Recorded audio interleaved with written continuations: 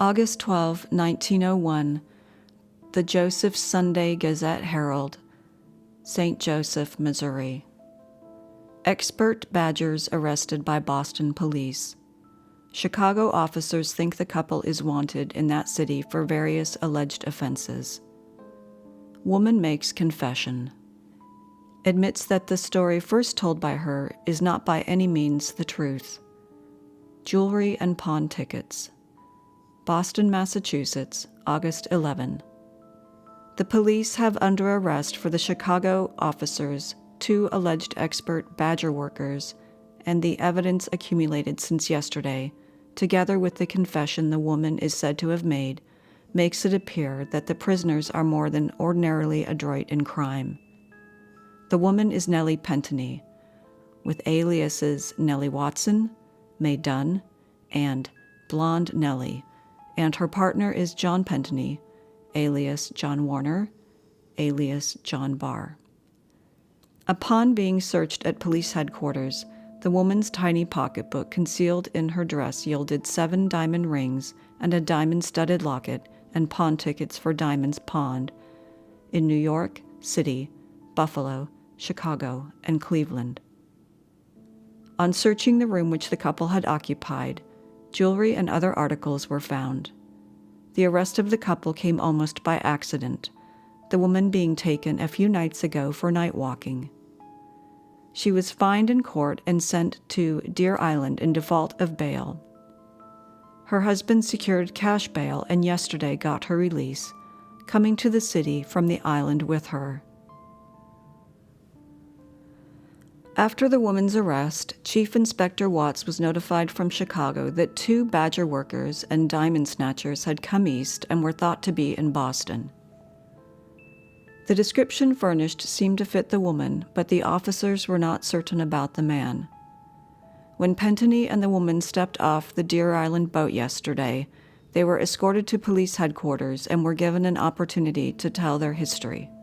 The story both told was a smooth one, but when the woman was confronted with the Bertillon measurements and pictures taken of her in St. Louis, May 20, 1897, when arrested for larceny, she admitted that her part of the story was wrong.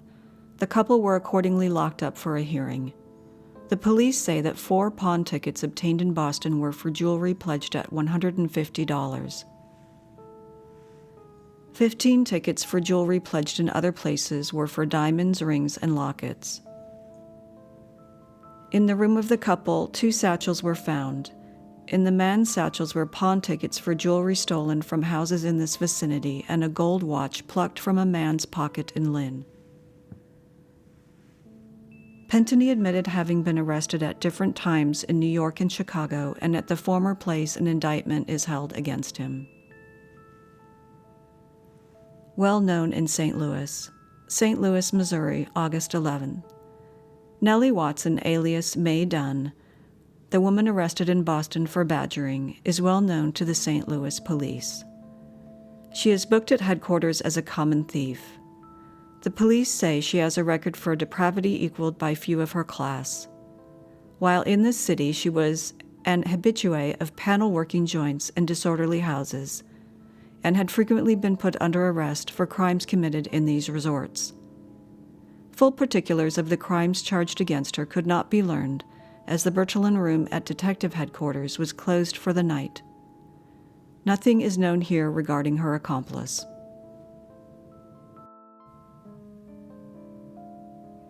June 16, 1900, press and horticulturalist, Riverside, California. A smooth trick. How $45,000 in diamonds were stolen. They were fed to a California ostrich booked for the Paris exposition. An ostrich, $45,000 worth of missing jewels, and a quartet of thieves figure in a remarkable story from Paris, published in the Chicago Inter-Ocean.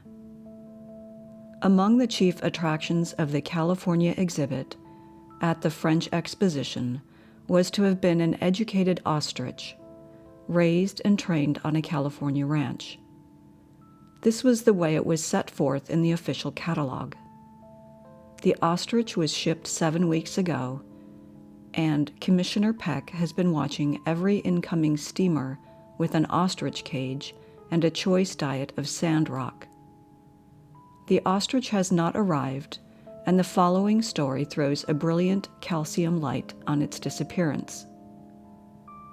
Several weeks ago, an ostrich, purporting to be the highly educated bird which had been groomed for the Paris Fair, was shipped from San Joaquin County, California, to New York City. It was entered on the freight list as the property of a man living in San Joaquin County. Along with the ostrich were 2 men attendants, an older gentleman, and a dashing young woman. All of them were devoted to the king of birds, and the older man and handsome woman appeared to make up a pleasant family party. The girl was said to be the daughter of the old man.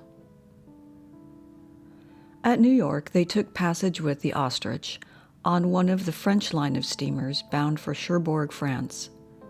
The 2 assistants occupied first-class cabins on the port side, while the man and his daughter were directly to starboard.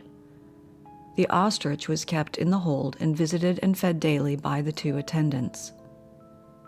The gangplank was pulled in at noon on a Wednesday in April at New York dock, and for the first 2 days out, no incident occurred worth relating. On the morning of the 3rd day, some half-dozen passengers reported to the captain that they had been mysteriously robbed of quantities of jewelry and diamonds. No report of this was allowed to reach the remainder of the passengers or crew for several days, when the robberies were repeated and the story became public property on board.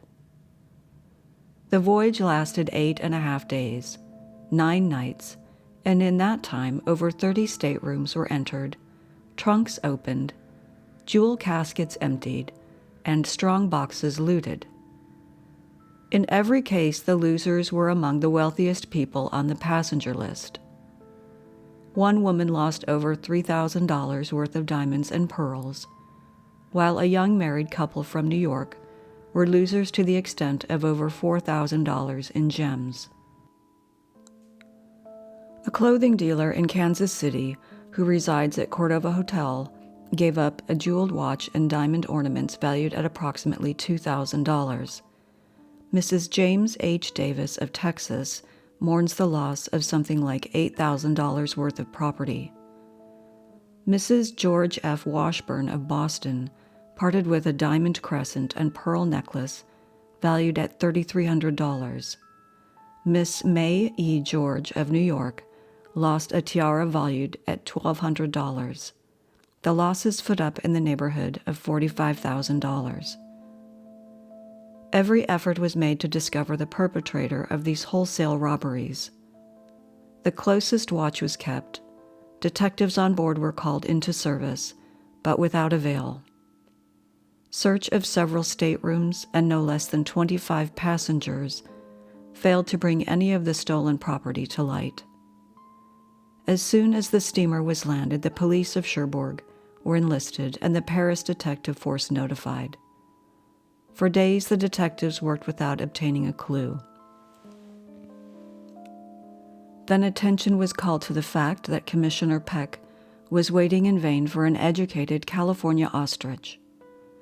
The police turned their notice temporarily from the missing jewels to the lost ostrich.